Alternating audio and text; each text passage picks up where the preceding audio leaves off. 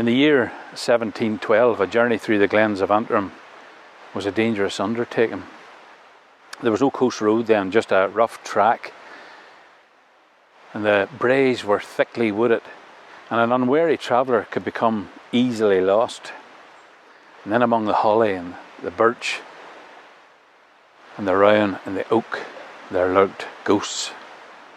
There were bands of cutthroat robbers, herds of wild boar, and packs of wolves.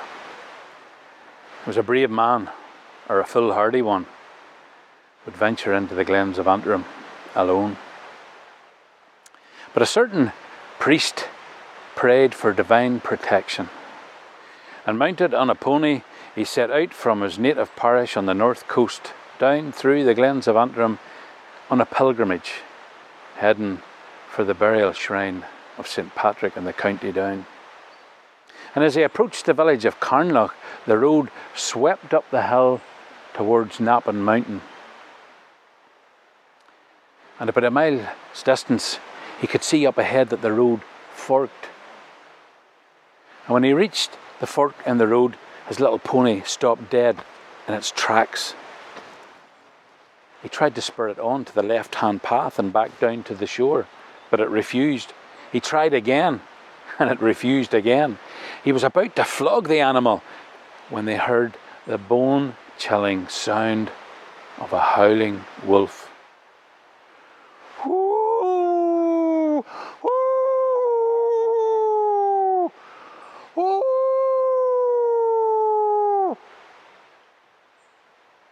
The pony didn't wait for his master.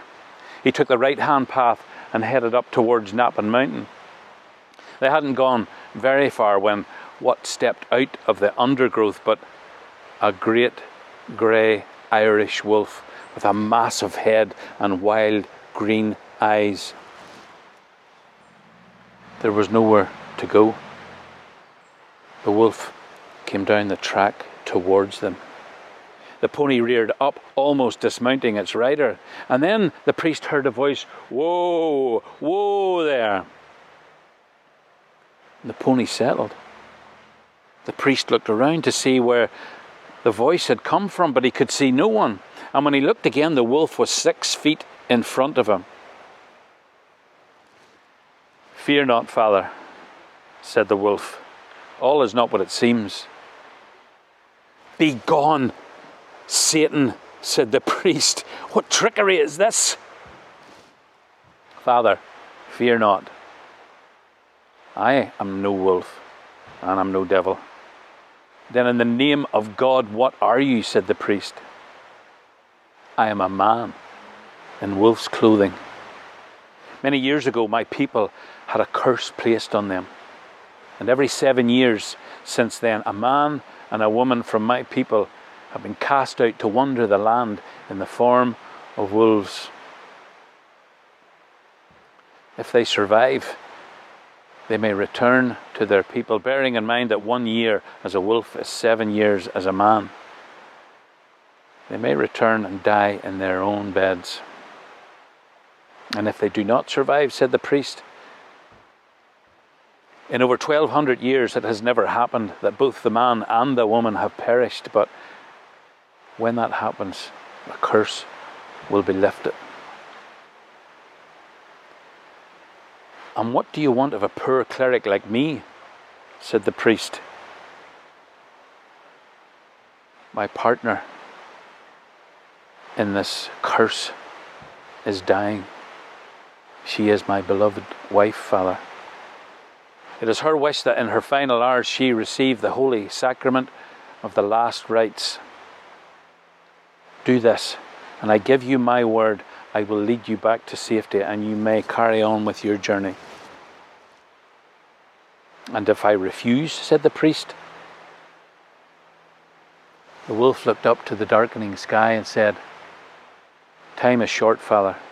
Follow me." Well, the priest had no option. He followed on behind the wolf, and it eventually led him to a mighty oak tree, the bole of which had been hollowed out, and inside there lay a she-wolf. When the priest entered, she opened her eyes, and one big tear ran down the fur of her muzzle and into the earth. The priest began the ceremony of the last rites. Right up until the point of the last communion. And when he faltered, the she-wolf begged him to complete his duty and give her the viaticum. He demurred and said, "I do not have it with me." At that, the man-wolf's hackles raised on his back, and he snarled his teeth and said, "Father, you forget yourself. The host is in a leather pouch about your neck." And with his hand trembling, the priest gave the she-wolf the last communion.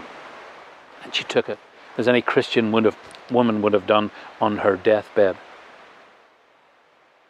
And the priest and the two wolves spent what was left of that short night inside the oak tree. But the priest never slept a wink. He was sure he would be devoured at any moment. Just before dawn, the she-wolf breathed her last, and her mate, the man-wolf, lifted his mighty head and howled for a long time. Ooh, ooh, ooh. Even in his terror, the priest felt some pity for the beast. And eventually, the man-wolf gathered himself, and he led the priest through the woods, up over Nappin Mountain, across the heather, until he came to a ravine where a burn called the Cranny flowed down from the plateau. And they followed it down past a waterfall. And when they came to the pool at the foot of Cranny Falls, the wolf said, "I must rest here, Father. I have kept my word. Follow the stream down to the shore, and you will come to the village of Carnlough, where you will be safe." And the priest solemnly blessed the wolf, "In nomine Patri, Filii, Spiritus Sancti, Amen." And he mounted his pony, and he rode off as fast as he could, always looking over his shoulder, for he was sure the moment his back was turned that he would be attacked. And when he looked back, he saw that the wolf was lying beside the pool at the foot of Cranny Falls. And when he got to the village, he told everyone that he had been attacked by this fearsome wolf and where he had last seen it. And a group of men banded together with cudgels and a musket. And with a mighty hound straining on a leash, they went up the track to Cranny Falls, where they found the wolf as the priest had said. "Is it sleeping?" one of them said. And the man with the musket lifted it and cocked his weapon and fired a ball into its side. And the wolf gave one last mighty sigh. And a 1,200-year-old curse was lifted. They lifted its body and carried it down to the village in triumph for the people to view in wonderment and fear, and to collect their bounty of 5 shillings.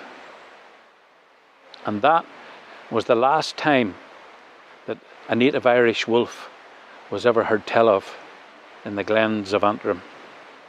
And as for the priest, no one recorded his name.